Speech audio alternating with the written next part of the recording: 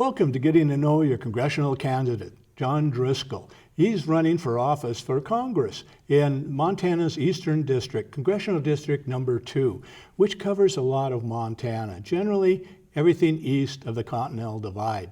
To kind of go over it quickly, we're talking about Helena, Townsend, Great Falls, Choteau, Augusta, Shelby, White Sulphur Springs, Livingston, Gardner, Miles City, and Billings, and points east from those places.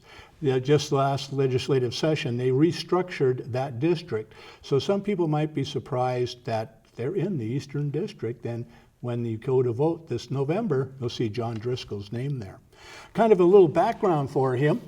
He's a fifth-generation Montanan, married twice, once for 21 years and presently to Catherine for 30 years and counting. He has 4 children, 6 grandchildren, of which 4 are girls and 6 are boys. He's written 3 books about Montana, a book on the Montana militia in about 1865, the Battle of the Bulge, and then he wrote a book about traveling around Montana, promoting the Battle of the Bulge book and tying in some Montana history with that.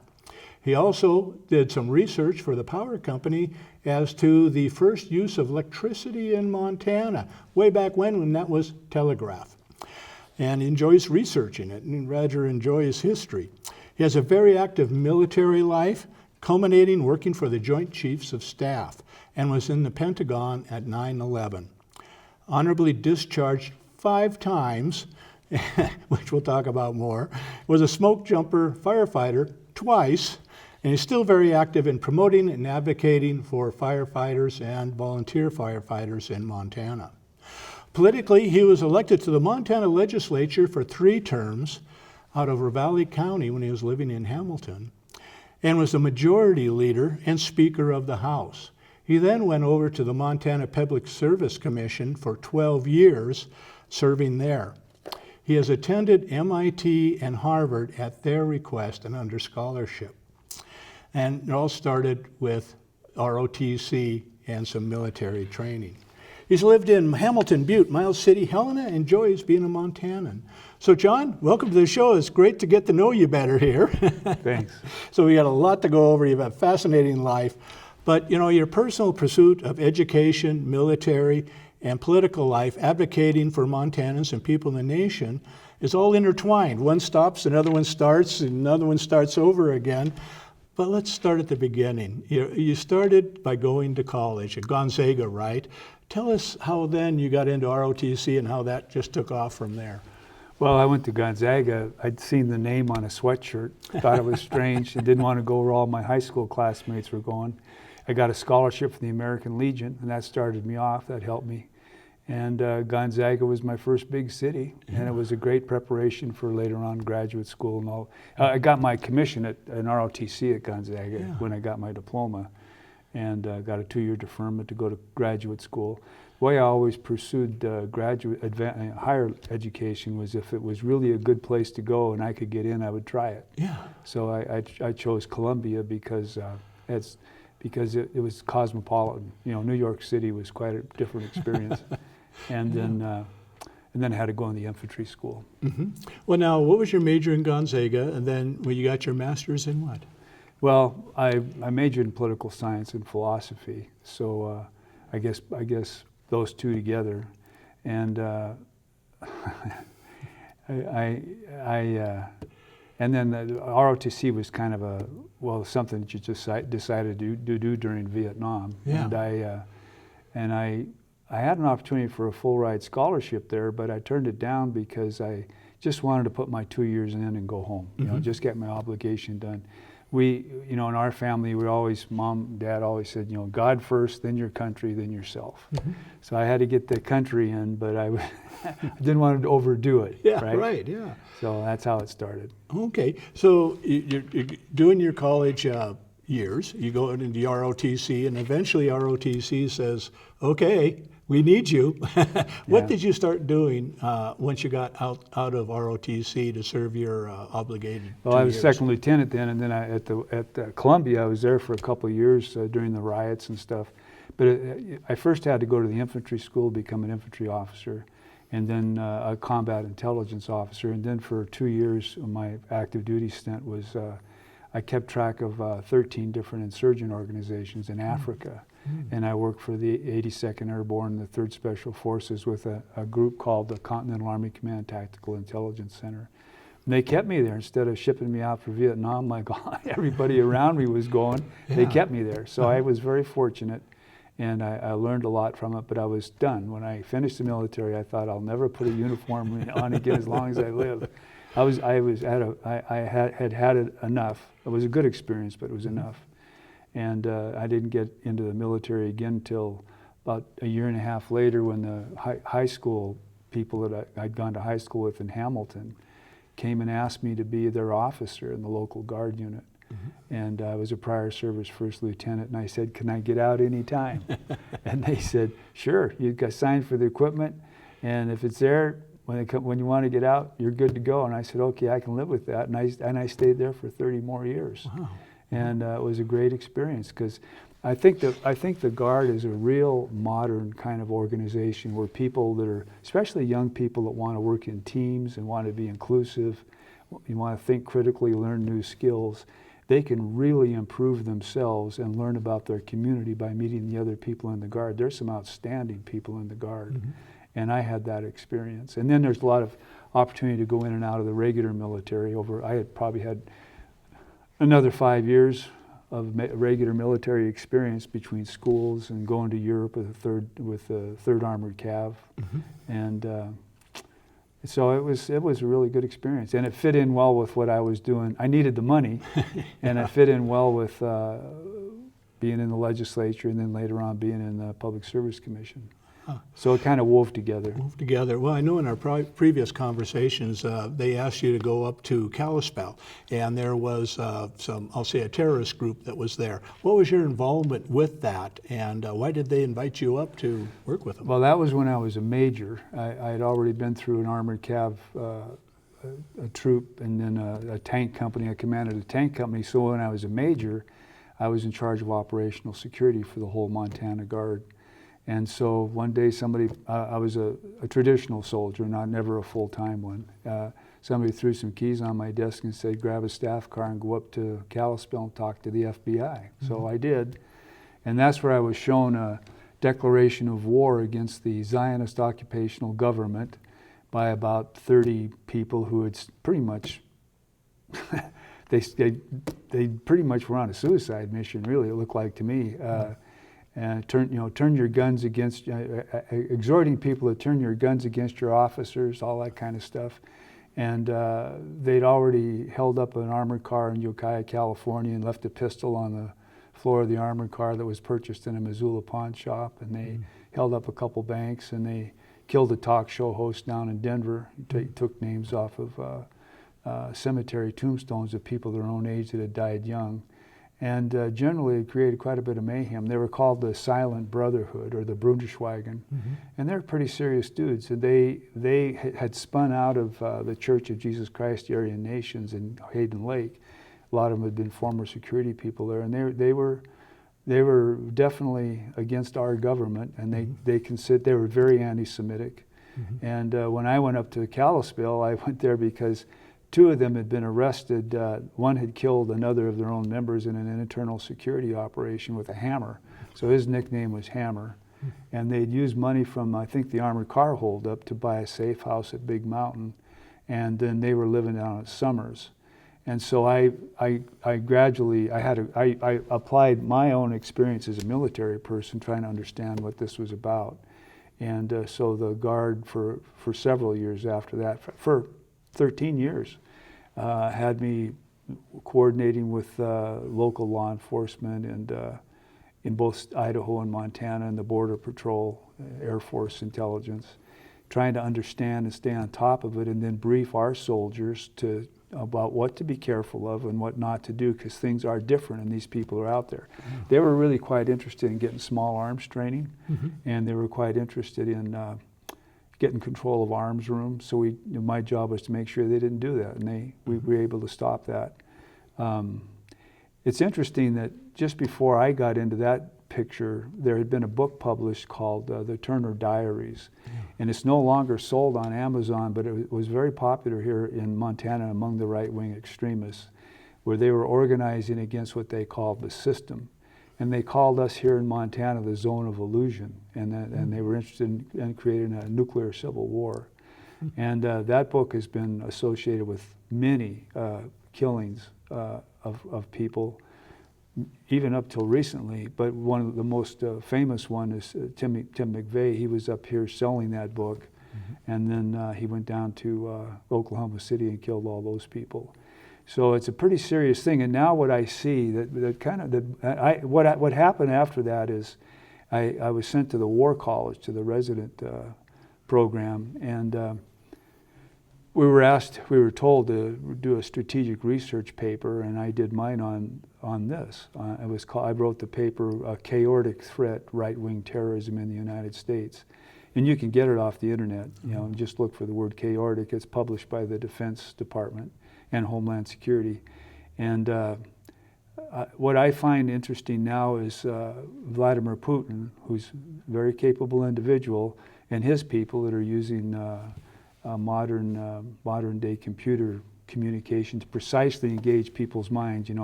If they, the way it is now, if they know you don't like anchovies on your pizza, they know what kind of guy you are. You know? So they can kind of target people's biases and exploit them. And now, instead of using the system, which is what the Turner Diaries was targeting against, they refer to the deep state. And now I noticed that one of the presidential candidates, Trump, is saying he wants to crush the deep state. Well, I don't know if he realizes that he's part of a long tradition here in this country that's really very dangerous, and I'm concerned about that. Yeah, and your military career is quite amazing. Eventually, you went up and you were working for the Joint Chiefs of Staffs in the Pentagon. How did you make the jump from, I'll say, Kalispell, doing that work, to Washington, D.C., working for the Joint Chiefs of Staff? Well, when I finished at the War College, I had been we had a separate armored brigade, and I ran the intelligence operation for that, and it was pretty extensive, because a separate brigade's almost like a division for capability, and it's got a lot of battalion-level intelligence assets, and I had a huge intelligence section to clear and get their security clearances and all that. So then I went to the War College. Well, at the War College, they recommended me for something higher. And I had all those degrees that I got, graduate degrees, but then I had that and all the clearances. So after I finished at the Public Service Commission, after 12 years there,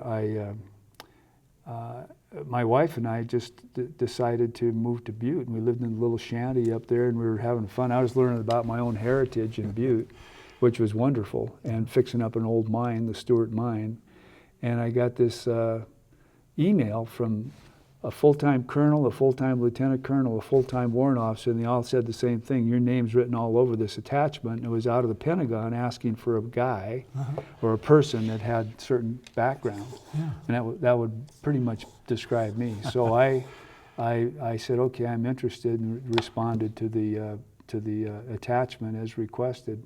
They were trolling through the entire force and looking for somebody. And 2 weeks later, I was standing tall, and the chairman of the Joint Chiefs of Staff. I had 2 weeks to get to Washington, and then I was there for, well, that was 1999, and I came in just in time to be in part of Operation Allied Force. I was in the National Military Command Center where we stopped the slaughter of Kosovars by Serbians, and then I was assigned to the problem of how to educate Army, Navy, Air Force, Marine Corps, and Coast Guard officers, both in the Guard and Reserve, to work together. And so I worked on that for the better part of 2 years. Wow. And so that's what I was doing there. Well, so you're in the Pentagon. Everybody knows what 9/11 is all about, but it's amazing that you were in the building. You were very involved there. You possibly could have died. Tell us about your 9/11 experience. Well, yeah, it's a pretty big deal, but it's very real, and it probably has shaped my thinking about how vulnerable this country really is. So, but what I had just finished that project. I've been working on it for a long time. I had it on my desk. I stood up, said to the Army Ranger next to me that I was going to take it across the internal courtyard to get money put against it. And he said, "Sir, something's happened in New York City. We better turn on the TV." So he turned on the television and saw the second plane go through the trade tower and the burst of flame out the other side. So I called Kathy and I said, somebody's targeting financial targets, because I'd been up there in that building when I was a public service commissioner. I had to go testify at Wall Street and so forth. So I knew what that was about. They were hitting a financial target. So I asked her to stay away from the World Trade Center, no, the World Bank. And then I told these guys, I said, well, we're going to be doing something different in a short time. So I took my packet over to across the interior courtyard, went down in the basement, gave it to this woman and signed, got a sign for everything. But anyhow, I said, have you got your TV on? And she says, no. And I said, you better turn it on. So then I went up the back stairs from the basement. It's like being in a big cement culvert. The Pentagon's all cement. And I went up to the second deck, went from the basement up two floors, and went around the A-ring and got myself a cup of coffee. Nobody was in Starbucks, and it was like, there's usually 27,000 people walking around that building. And my friend, who's a coffee barista, she said, I don't know where everybody's at. And I thought it was great. I didn't have to stand in line. So I go around the A-ring, and I'm looking out in the courtyard, and then I get into the news section where our office was. We'd just moved into the news section, which is what got hit. And I was going on the escalator, going from the second floor down to the first floor and into the B ring. I was from the A ring to the B ring, so you're going down a brand new escalator.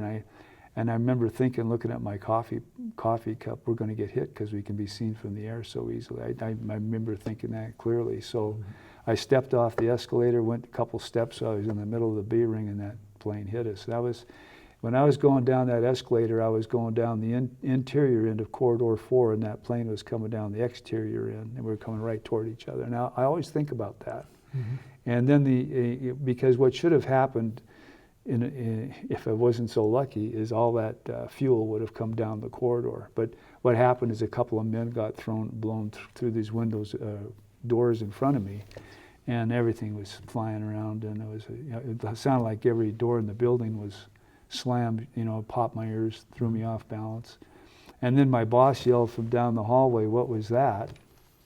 with a few swear words in there. And I said, "I think we've been bombed." They asked me what to do because I was out in the hallway, and I said, "Well, we better get up against the wall and wait for a secondary," because I had remembered that plume of fire. I thought we were going to get toasted. I really did.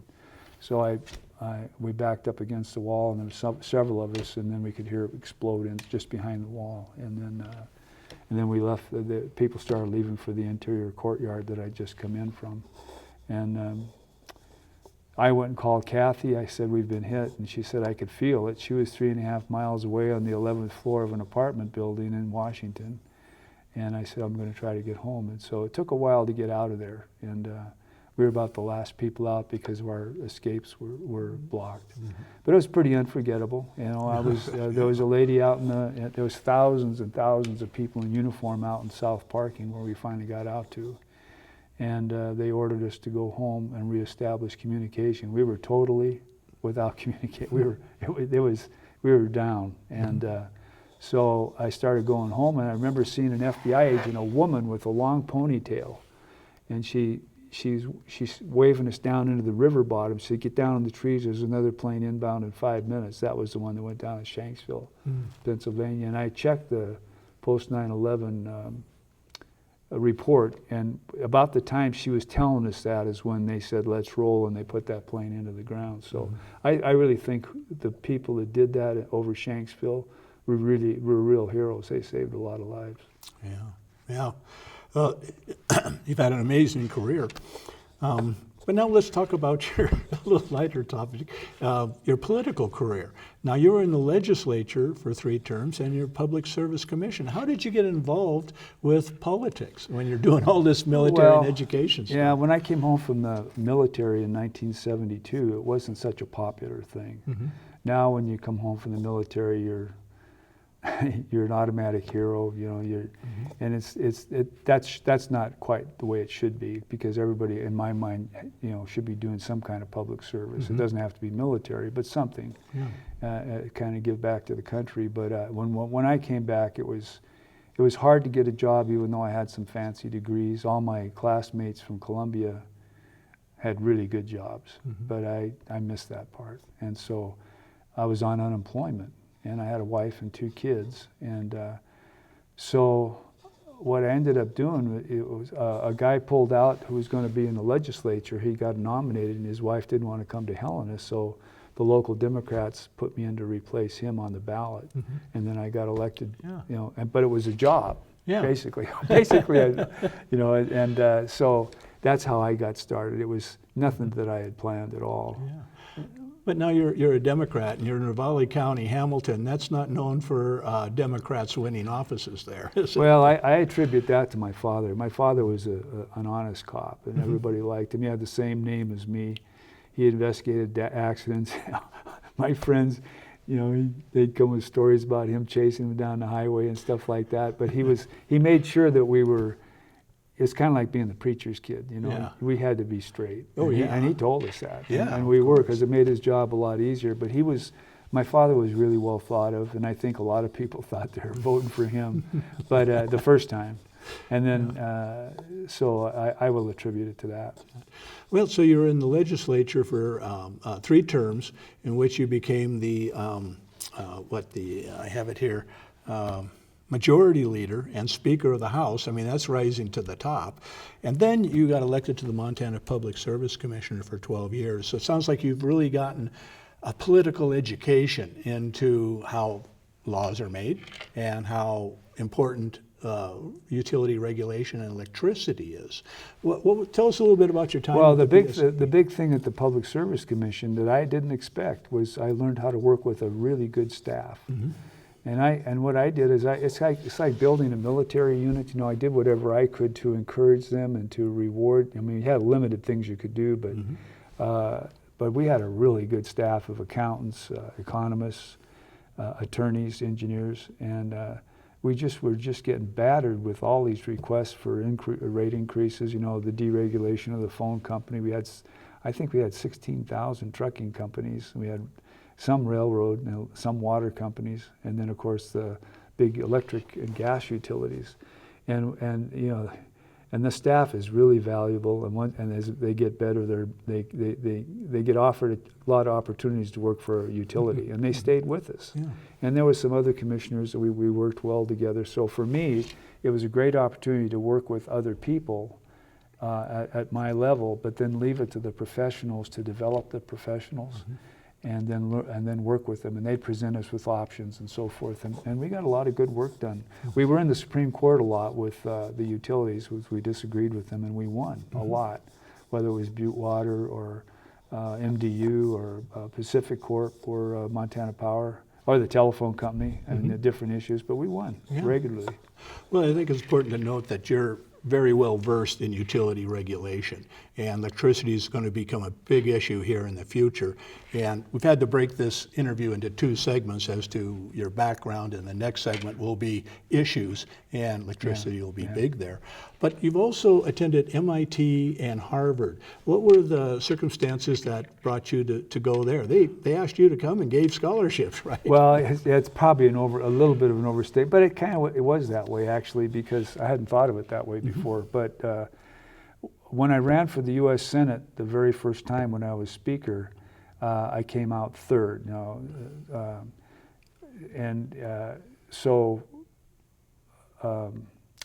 and I went back. I was working with a plastics company to get them into the Bitterroot, and with a housing company and on contract. And I was bored, so I picked up a phone and I called a switchboard operator at Harvard, and I said, "Do you have any programs for people that actually done stuff in politics?" And because by then I'd done quite a bit. And she said, "Well, I think so and so over here in this office knows." So they put me through and finally connected me up with the Kennedy School. And they wanted me to come back for the Institute of Politics, and then they found out that I'm really not that big a deal. You know, I may have done, but I'm in a small state. Yeah. But they wanted me to come back for the they called it the mid-career program. Mm-hmm. And by that time, knowing about it, I thought this would be interesting because I was in the middle of my life by then, Yeah. and meet all these other people from with experienced people. And so some people here in Montana got donated enough money to Harvard to get me a scholarship, and then the second semester I was there, some of the faculty got me set up for a scholarship, so I was able to go, and it worked out really well. And the MIT thing, I chose to go over to MIT to take a course in appropriate technology because I wanted to find out. I mean, to me, the coal plants on the Northern Plains were not appropriate technology because of our shortage of water. And appropriate technology, the Chinese are really good at this. You pick the technology you need for what it is you want to do. You don't just kind of dance with the technology, whatever music it wants to dance to. And so that course was very interesting, studying the history of places that had, you know, arid countries, how they had cooled their houses without electricity, all that kind of stuff. It was a really good course. But I did it kind of for kicks and giggles, you know, but it fit my interests. Well, yeah, and then it's complementing you now with your background and your knowledge and everything you've done. I know when you were with the National Guard in Montana, you know, the older people will know about what happened at the state prison and Warm Springs, and you're at both those locations. You got called up. Yeah. That's a big thing. You know, the Guard is such a great organization. It's for young people that are interested in the world we live in now, it's a perfect organization for. It's got that flexibility and the mix of people, and I highly recommend it. It's, even if you're not just getting out of high school, but you've been working for a while, because there's other people like you that are very interesting to work with. But when the Guard gets called up, you better be there. So we got mobilized after my first 2 years in the legislature because we didn't pay the Warm Springs attendants enough, and there was a big strike. So I go home and the lights are on in the armory, and I've been mobilized. I go from legislator to being a troop XO, a troop commander in this case. And so we took our whole group over except for one, and I got rid of him because he didn't show up. You know, I mean, that's the way it is. That's the deal. Some we had to wait to come in from driving long haul truck in Texas or someplace, but they all got there, and that was pretty cool. And we were there just doing stuff like, are you kidding me? The syphilis ward, you know, cleaning up the women. They've been laying in their beds for a week, and they're just so vulnerable, you know. And the soldiers were so good, you know, taking care of them, and then cleaning up, you know, the dirty sheets. I mean, every sheet in the whole institution, 1,100 patients, every sheet was filthy and frozen out in the yard. We came in through a blizzard, and going in, we called it the Rose Room, but going in there, and of course, being the guy in charge, I had to kind of clean them up with everybody else, or else it wasn't going to get done. It's kind of a leadership deal. And but it was a great experience. And then when the Guard came back to, in our case, Hamilton and Stevensville, and told the people what they saw, that changed Warm Springs. I don't care. When they said there's blood on the ceilings of the examination room, and you know, there's people that are in there that are there because they can't speak English, and that's the only reason. And you know, it was like that made some serious changes. So that was and then the prison, we got mobilized for that years later because there was a strike, and nobody there to watch the prisoners, and so we went in there and locked it down and learned how to search people. I learned how to physically lay my hands on somebody, which is weird. You put your hand on the middle between their shoulder blades, and their arms go up automatically. You start with their hair, and you work your way down. And we did that and learned how to do it over however long we were there. It was quite a while. And when we locked the place down, found all these weapons. I mean, that's a different environment. And when you go there, you go, my God, all this talent. And you know, there's obvious Republicans, Democrats, everything in between, and they're there because they pulled somebody's fingernails out or some crazy thing, you know. And so it really is a really important part of my education. How we get rid of some people, just put them out of sight, really. Yeah, squirrel them away. Well, now, John, we've drawn to a close on our first show here so quickly. And I know there's more we could talk about, your education, your military experience, your political experiences, but I think we've covered a lot of the major topics here. In our next show, we'll be talking about issues that are so important to you and why you're running for Congress. And for our viewers, you can access this second show just as easily as this one at the same venue that you got to this one. But it's important to understand your candidates better. This is John Driscoll. He's running for Congress in House District number 2, which is basically everything east of the Continental Divide. So we'll see you on our next show shortly, I hope.